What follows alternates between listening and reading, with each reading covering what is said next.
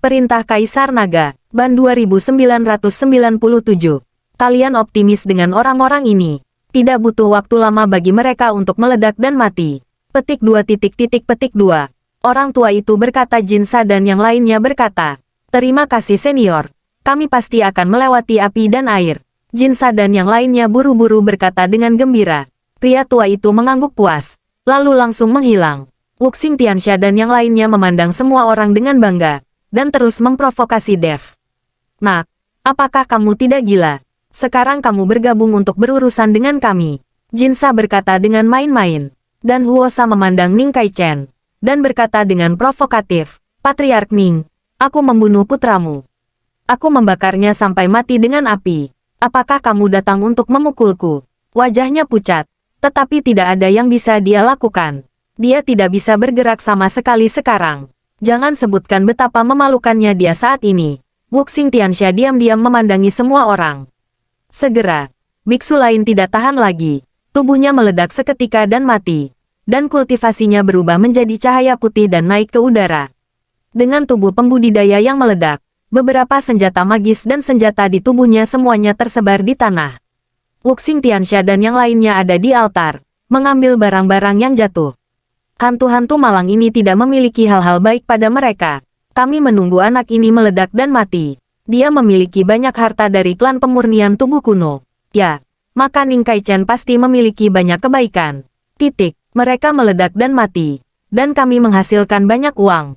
Dan anak dari keluarga Gao itu, kita hanya perlu membungkuk untuk mengambilnya. Itu tidak lebih mudah daripada menemukan harta karun. Beberapa orang dari Five Elements Tianxia dengan senang hati berdiskusi. Tak satu pun dari 5 orang ini menyadari bahwa Gao Qisheng dan Ji Yun tidak terkendali. Mereka hanya duduk diam. Kakak Chen, cepat dan pikirkan cara untuk menyelamatkan kita. Yuan Bao tampak ketakutan, dan meminta bantuan Dev. Satu-satunya yang bisa melakukannya sekarang adalah Dev. Bagaimanapun, Dev telah mengetahui jebakan lelaki tua itu. Jangan bergerak, apalagi bicara. Aku akan membantumu menyedot kekuatan itu. Kata Dev kepada Yuan Bao melalui transmisi suara. Yuan Bao buru-buru mengangguk, dan kemudian merasakan isapan di sekujur tubuhnya, dan kemudian kekuatan di pecahan es tersedot. Yuan Bao lepas kendali, dengan kegembiraan di matanya. Meskipun perubahan Yuan Bao tidak menimbulkan kecurigaan Wuxing Tianxia, itu membuat Ning Kaichen menyadarinya.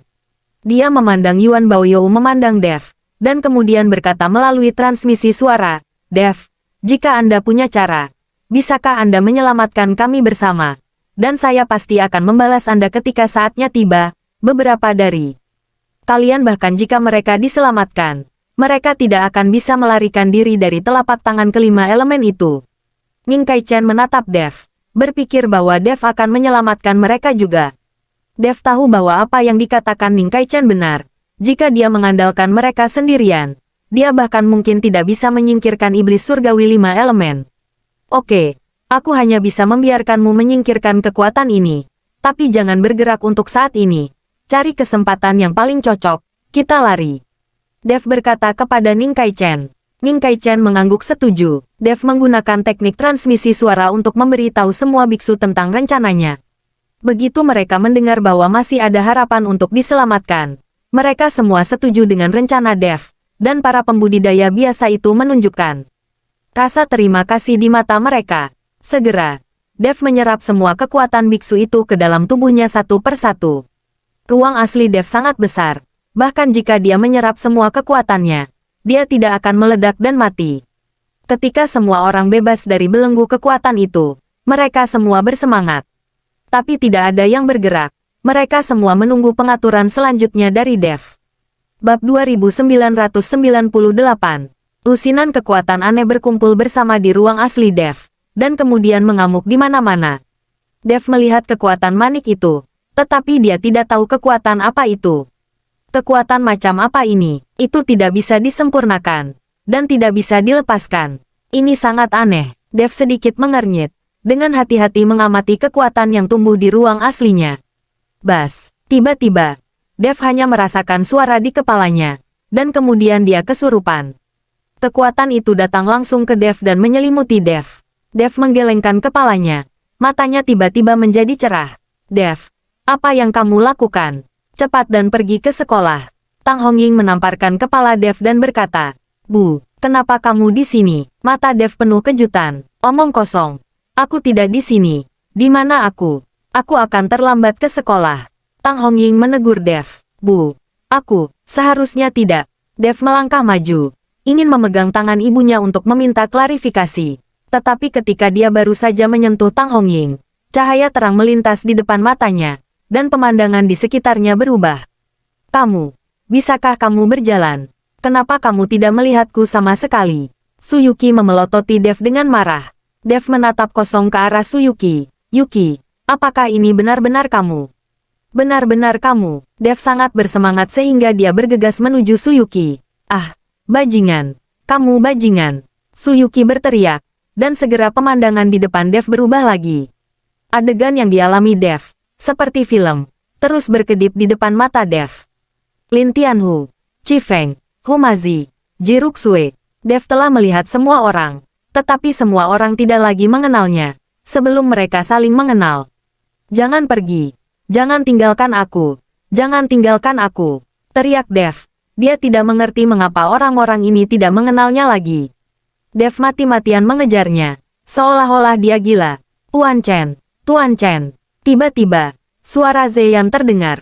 Tubuh Dev tiba-tiba bergetar, dan kemudian semua yang ada di depannya menghilang. Seluruh tubuhnya masih berada di ruang aslinya, dan kekuatan itu masih mengelilinginya. Aku baru saja bermimpi. Dev sedikit mengernyit. Tuan Chen, Anda baru saja tidak bermimpi.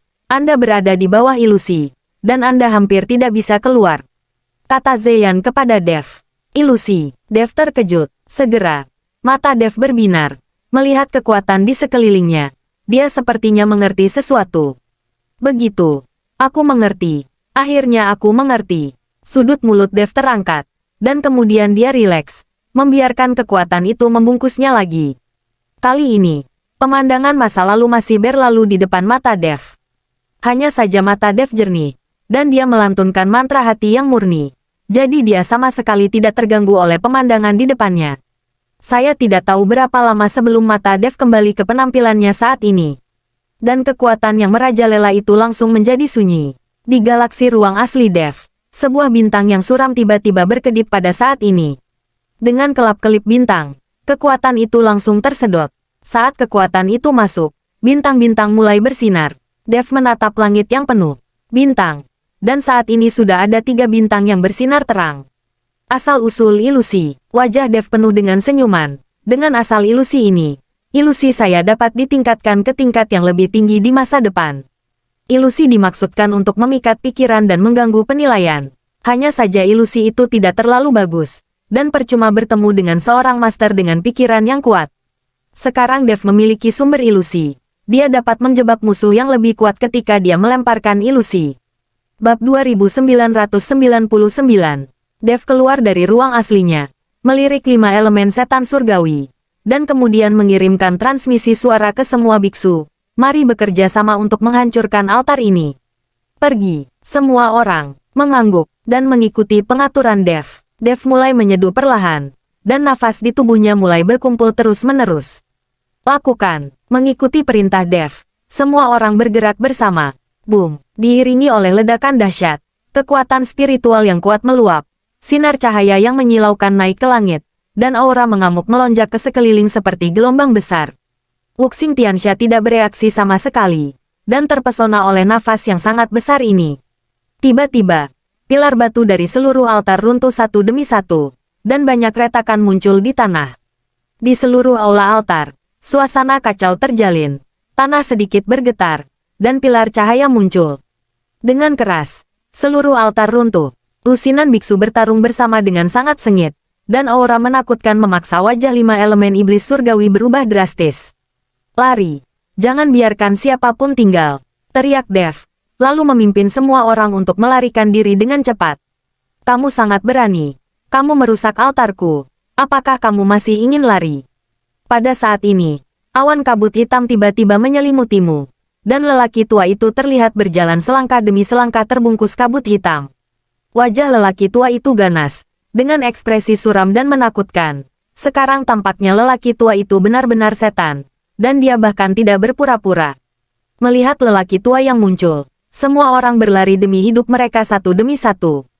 Orang tua itu tiba-tiba melambaikan tangan yang besar, dan dalam kabut hitam yang mengerikan itu, sebuah tangan besar muncul, langsung meraih seorang biksu, lalu melambai dengan ringan. Kultivator terlempar terbang dalam sekejap, dan kemudian menabrak dinding batu dengan keras, berdarah sampai mati dari 7 lubangnya di tempat. Cahaya putih keluar dari tubuh kultivator, lalu melayang ke udara dan menghilang. Melihat pemandangan ini, semua orang menjadi pucat karena terkejut. Keringat dingin bercucuran di dahi mereka. Tidak ada yang berani tinggal dan lari dengan putus asa, tetapi mereka semua diteleportasi ke sini, di mana jalan keluar khusus. Tidak ada yang besar, mereka hanya bisa lari tanpa pandang bulu. Hahaha, perasaan berburu sangat bagus. Orang tua itu tertawa dan menembak lagi. Kali ini, dia langsung meraih kedua biksu itu dan langsung hancur. Tubuh kedua biksu itu berubah menjadi awan kabut darah. Cepat dan keluar dari jangkauan altar. Jika kamu pergi dari sini, kekuatan lelaki tua itu akan berkurang. Teriak Dev. Dia telah melihat bahwa kekuatan lelaki tua itu sangat kuat hanya ketika dia ada di sini. Saat bertemu dengannya di tempat lain, Dev tidak merasakan betapa kuatnya lelaki tua ini. Bahkan di istana itu, lelaki tua itu bahkan tidak bisa mengalahkan Dev.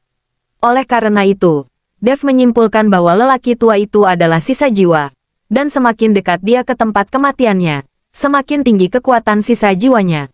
Sebaliknya, semakin jauh jaraknya, semakin rendah kekuatannya. Kamu tidak bisa pergi dari sini. Orang tua itu memandangi kerumunan yang melarikan diri.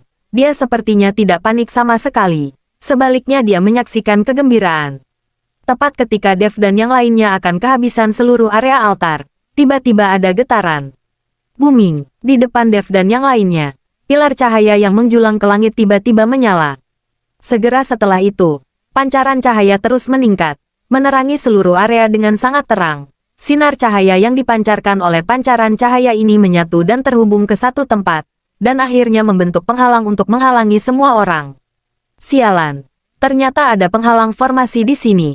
Tidak heran jika yang lama tidak panik. Melihat penghalang yang tiba-tiba muncul, Lao Sun langsung mengutuk. Old Sun mengutuk. Tapi tiba-tiba dia meninju penghalang di depannya.